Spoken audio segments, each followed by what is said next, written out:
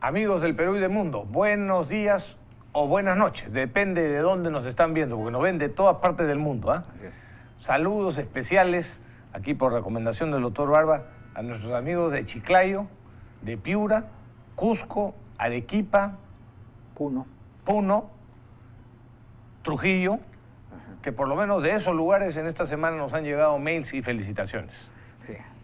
Está bien. No podemos responder todos los correos, ¿no? ni todas por cierto, que hace las tiempo que no comentamos, ni todas las recomendaciones, pero muchas gracias por su sintonía y nosotros seguiremos esforzándonos para darle la mejor noticia posible y los mejores comentarios políticos, ¿no? Por lo menos los nuestros. Al menos. Bueno, pero la buena noticia del día es que por fin se arregló el tremendo impasse que existía entre el Ministerio de Economía y la Municipalidad de Lima Metropolitana. Donde evidentemente tenía razón la municipalidad. Por supuesto, se han reunido el día viernes y ha salido humo blanco.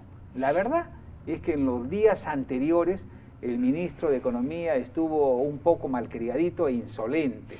¿Qué es eso de que si quiere conversar conmigo que venga a tomar un café? Falta de respeto a una persona electa y falta de respeto a un gerente extraordinario como es Luis Castañeda Locio, que trabaja de sol a sol. Ese hombre llega a las 6 de la mañana al municipio y ahí está todo el día hasta las 12 de la noche tratando de resolver los más mínimos problemas, ¿no? Entonces a él me imagino que le llega pues olímpicamente que un burócrata que sale a las calles con sus policías y con su rombo y que nadie lo molesta. Nombrado a dedo, con quien no ha votado ni un solo peruano, ¿no? A diferencia del alcalde de Lima, que es el segundo hombre más importante del Perú desde el punto de vista político, en la práctica. Bueno, pero finalmente el tema se solucionó, hay la mejor disposición. Castañeda Locio tuvo que roncar, de otra manera hubiesen armado un caos con los corredores metropolitanos y los grandes perjudicados hubiesen sido millones de compatriotas que tienen que sufrir todos los días el tormento de movilizarse de su casa a sus trabajos y de su trabajo para sus casas, ¿no? Realmente es increíble, realmente es increíble. A ver, sigo, ingeniero. Dale.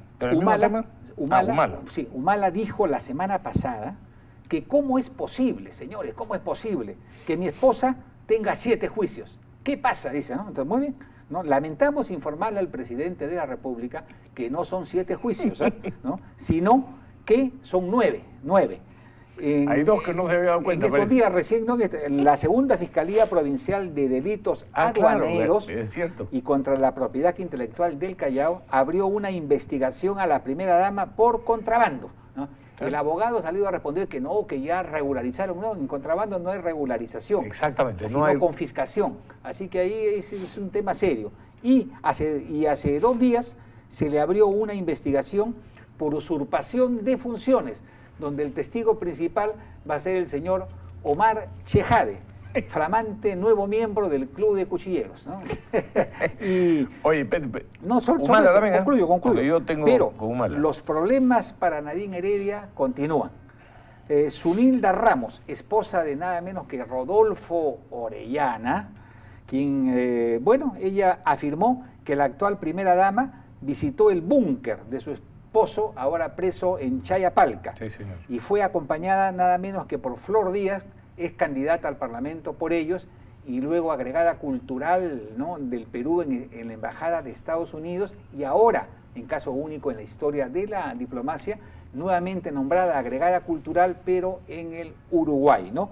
Cuando Humala dice que le meten juicios por las puras se equivoca completamente. Todos los juicios que la señora Nadine Heredia tiene se los ha buscado a pulso. Y evidentemente tiene que responder, pues, ¿no? O sea, cometen delitos, o por lo menos hay graves indicios de la comisión de delitos y no quieren que los investiguen, ni siquiera que los investiguen. Ni siquiera que los investiguen. Se enoja el presidente de la República. Bueno, y por otro lado, el señor Humala en estos días ha llamado ratas a aquellos congresistas de su bancada que se han retirado de la bancada humalista. Este señor sigue, me parece, me refiero al presidente Humala, sigue rebajando el nivel de la institución presidencial, utilizando insultos y lenguaje vulgar, ¿no?, para un presidente. No es propio de un presidente de la República, exactamente. Insulta a la prensa, a la fiscalía, a los opositores, a los testigos de su corrupción y ahora a su propia gente. Yo me acordaba cuando leía o cuando escuchaba esas declaraciones llamándolos ratas, bueno, ¿no? Preguntaba al pueblo, ¿quién es en un mitin, ¿no? ¿Quiénes son los primeros que salen de los barcos que se están hundiendo, ¿no? Entonces la gente gritó, las ratas, ajá. Bueno, yo me recordaba a Franklin Delano Roosevelt, ¿no? Presidente de los Estados Unidos, que conversando con un grupo de asesores, de funcionarios del gobierno de los Estados Unidos hace años, y refiriéndose a Anastasio Somoza, el dictador de Nicaragua, dijo, efectivamente, es un hijo de perra, ¿no? Pero es nuestro hijo de perra. Dijo otra cosa, ¿no? Por supuesto. Es nuestro hijo de perra. Bueno, si el señor Humala tiene la descortesía, por decirlo menos, de llamar ratas a aquellos congresistas de su bancada que se han retirado de su bancada, habría que preguntarle, bueno, ¿y de quién eran esos congresistas? ¿De quién eran esas ratas? No, yo no quiero decirle ratas, ¿no? ¿Quién llevó a esas personas al Parlamento, no? Ay, señor. Oye, bueno. Pero espérate, Freddy Otárola, el gran interpretador del presidente de la República, ha salido y ha dicho se han ido ratas, pero hay otras ratas que se han quedado, ¿no? Lo cual me lleva a mí a la conclusión de que en el Partido Nacionalista hay dos tipos de ratas. Las ratas vivas que se han ido y las ratas monces que se han quedado, ¿no? Se pasa, oye. Es increíble. Esto se pasa. Ni escrito, ¿no? Especial. Pero sobre esas mismas cosas, ¿sabes? Sí, y déjame una más, ¿ya? Sobre Humala también. Humala, esto ya no es de broma, Humala y su gabinete han ampliado la extradición de Alberto Fujimori para juzgarlo por las muertes en Pativilca. Por supuesto, para juzgarlo bajo la teoría de la autoría inmediata, ¿no? Fíjate, la venganza, el odio de estos sinvergüenza no tiene límite, ¿no? No tiene límite. Enfermizo. Porque la misma teoría se la podría aplicar a él en los más de 60 y tantos muertos que su gobierno tiene en relación a los conflictos sociales, ¿no? Así es. Bueno, Nadine invocó, escuchen esto, invocó que se haga justicia a las mujeres afectadas por la violencia política. Ella se siente afectada por la violencia política contra la mujer. Dice, no más abuso contra la mujer peruana, no más violencia contra la mujer, lo que traducido significa, déjenme seguir haciendo lo que se me da la gana en el país, y si alguien no está de acuerdo con lo que hago, eso es violencia política contra la mujer. Felicitaciones a la señora Nadine por ampliar el espectro de la filosofía política en nuestro país, ¿no?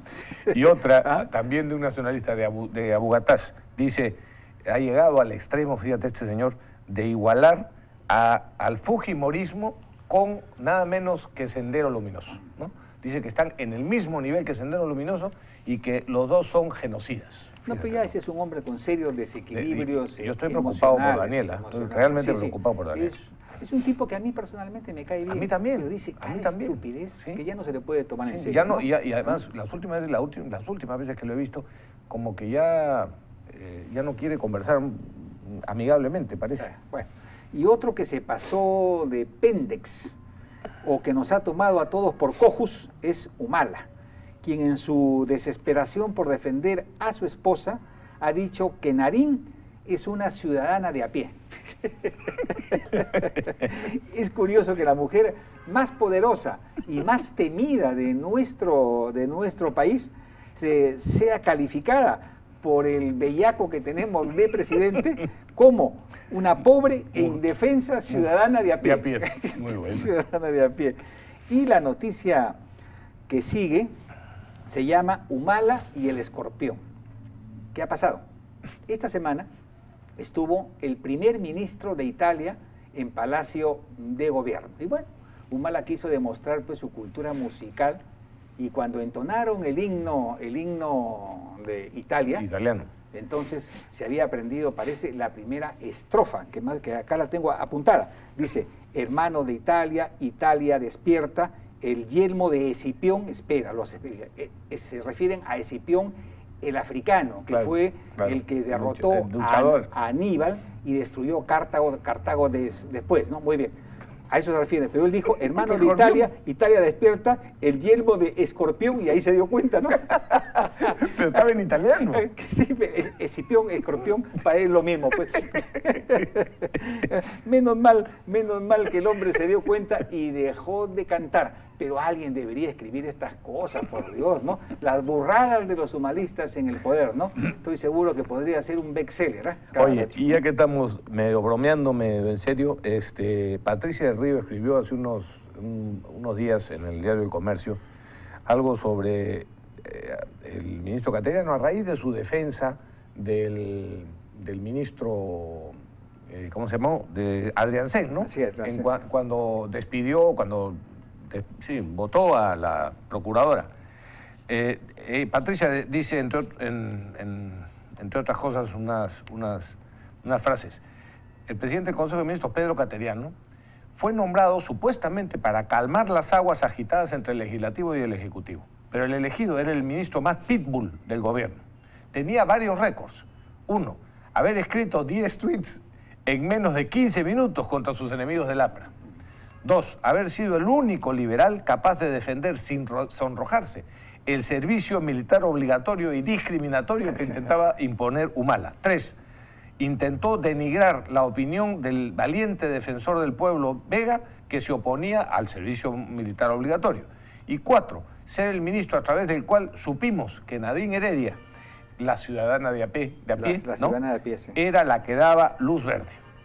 Cateriano, el demócrata, como lo llamaban algunos, demostró que su cargo era más grande que los intereses del país. Solo así se explica el innecesario enfrentamiento con Marisol Espinosa y haber colocado a su incondicional Gustavo Adriancén en la cartera de Justicia y respaldarlo cuando éste despidió a la procuradora Julia Príncipe, que era una de las pocas garantías de una investigación imparcial. Cateriano nos ha dejado bien claro que los intereses y los problemas de la señora Heredia son más grandes que las expectativas que tiene todo el país. Y yo no añado nada por ahora. Sí.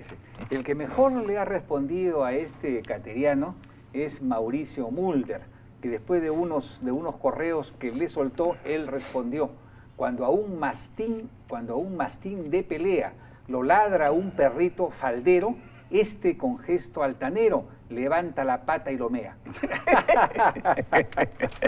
Muy bueno. Muy bueno. A ver, te toca. Ya, a ver, encuestas. Según la encuesta nacional urbano-rural de GFK, que fue publicada en el diario La República y Canal 2, Keiko Fujimori lidera las encuestas de intención de voto presidencial con 33%. Le sigue Pedro Pablo Kuczynski con 11%, en relación a apoyo baja a 3 puntos, ¿no? Sí. Y Keiko también. Alan García, 2. Alan García, 7%. César Acuña desaparece el 2% que le dio de más apoyo, baja 4. A 4%. Alejandro Toledo, 3%. Ahora, con las encuestas de GFK, Datum y CPI, Juan José Garrido, director de Perú 21, ha hecho una síntesis matemática y su conclusión es la siguiente. Haciendo un promedio simple, tenemos las siguientes posiciones. En primer lugar, Keiko Fujimori con 35%, PPK 14%, Alan García 8%, César Acuña 4.7%, Alejandro Toledo 4.3%. Los otros candidatos suman cerca de 10.7%, Blanco Viciado 13% y no opina 10%. Para él, y esa es una conclusión que nosotros tenemos hace más de un año, está clarísimo que Keiko ya está en segunda vuelta. Lo que falta ver es quién va a pasar a competir con ella en la segunda vuelta. Y como PPK quiere consolidarse en esta posición, el pasado martes él viajó a Estados Unidos para iniciar los trámites de renuncia a su ciudadanía. Yo pregunto, ¿esta vez será cierto? Yo lo dudo. Estos trámites pueden durar, me dicen los entendidos, 2 años. Tiempo más que suficiente para que el aspirante a renunciante retire su solicitud, sobre todo si en unos 6 meses los números le indican que no va a ser presidente. Que no va a ser presidente, ¿no? Ahora, el apego de Kuczynski a su pasaporte es comprensible, ¿no? Él tiene en este país no solo sus propiedades y dinero, sino también a su esposa, hijos y nietos, ¿no? Y además, perdóname, y además ha tenido descuentos tributarios como consecuencia de ser ciudadano americano, que tendría que devolver, o mejor dicho, que pagar, cosa que no ha pagado. Y eso pueden ser varios millones de dólares durante muchos años, ¿no? Lo que no puede hacer PPK es tomarle el pelo a los ciudadanos peruanos, una vez más y prometiendo lo que no va a cumplir, ¿no? Si PPK quiere que lo tomen en serio en este tema, la sugerencia que nosotros le hacemos es bien sencilla. Convoque usted una conferencia de prensa, pida unas tijeras, corte el pasaporte yanqui y asunto concluido, ¿no? Pero evidentemente eso no lo va a hacer, le saldría muy caro. Y siguiendo con el mismo personaje, Víctor Andrés García Belaúnde ha tocado un tema delicado, ¿no? PPK dice tiene 77 años, va a ser una campaña muy larga y muy dura, y hay que reconocer que podría fallecer, dice, ¿no? Durante la campaña o durante su mandato. Y además ha hecho sus cálculos, ¿no? Y recuerda que Juan Domingo Perón fue elegido presidente a los 78 años y a los 6 meses murió y se quedó en el poder. Eso cuando Héctor Cámpora le cedió la presidencia, Le cedió la presidencia. Isabelita Perón, ¿te acuerdas que se rodeó con un chamán, con una bruja? Y Argentina se fue a un desastre descomunal. Por eso lo que le recomiendan es que por si acaso escoja bien a sus vicepresidentes. Bueno, lo que de repente Vitocho está queriendo es que lo inviten como vicepresidente. Y bueno, él le ha contestado bien en ese sentido, ¿no? Sí. Me quiere enterrar antes. Me quiere enterrar antes. Prontito, ¿no? Cualquiera puede morir antes, pero está claro que 77 años es todo un récord, no solo en el Perú, sino también en América Latina y me parece que en el mundo. Es todo un récord. Es todo un récord. ¿En qué país? ¿Santo Domingo, Haití? En Estados Unidos, sí. Espera, ahorita me acuerdo. Sale el nombre. En Estados Unidos, en 200 años de historia, más de 200 años de historia, nunca han tenido un presidente que pase los 74 años como candidato, ¿no? Pues, o sea que es todo un récord, ¿no? Y esto ha animado a algunos diarios como Correo, por ejemplo, a sacar presidentes peruanos más viejos, ¿no? Y sacan a 1843, Justo Figueroa de Estrada. Este hombre fue 4 días presidente y luego, después de un año, fue 26 días presidente. Pero este es muy famoso porque Ricardo Palma, en sus Tradiciones Peruanas, cuenta lo siguiente, que ha sido constatado. El tipo estaba durmiendo y de repente siendo presidente, una turba llega. Que renuncie, y entonces, hija, ¿qué pasa? Marta se llamaba su hija, ¿qué pasa? ¿No? Papá, hay una turba ahí afuera, quieren que renuncies a la presidencia para que se la des al coronel Vivanco. Bueno, hija, abre el cajón de la cómoda y ahí está la banda presidencial. Pásamela, por favor, y acércame a la ventana y aviéntala por la ventana a esos cojos y que se vayan y que me dejen dormir. Y así fue. Renunció tirando la banda presidencial por la ventana. Ese es Justo Figueroa de Estrada.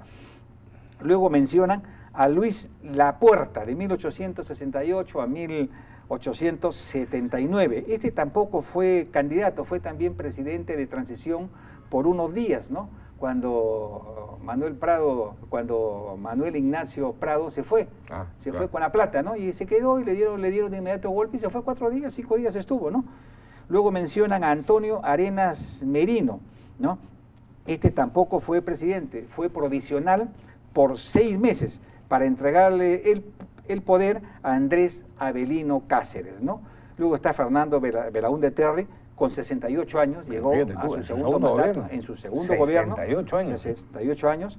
Luego Alberto Fujimori, tercer gobierno, con 62 años, joven, relativamente joven, ¿no? Y por último... O sea, de nuestra edad. Sí, de nuestra edad. ¿Cómo no va a ser joven? Y por último, Valentín Paniagua, de 63 años. Aquí Valentín cometió una tremenda irresponsabilidad, porque fue presidente provisional por unos meses y le picó el San Benito de ser presidente constitucional. El hombre tenía cáncer y aún así se fue en campaña electoral y por supuesto murió a los 6 meses, ¿no? Sí, pues. ¿Qué hubiese pasado si Valentín Paniagua hubiese sido elegido presidente? Hubiésemos tenido a Vitocho el presidente de la República. Imagínate tú, revolución en el Perú, ¿no? Con plan completa. Bueno, amigos, tenemos que hacer... Te has agarrado todo el bloque. Parte importante del bloque. Parte importante. Tenemos que hacer una brevísima pausa y regresamos con más noticias.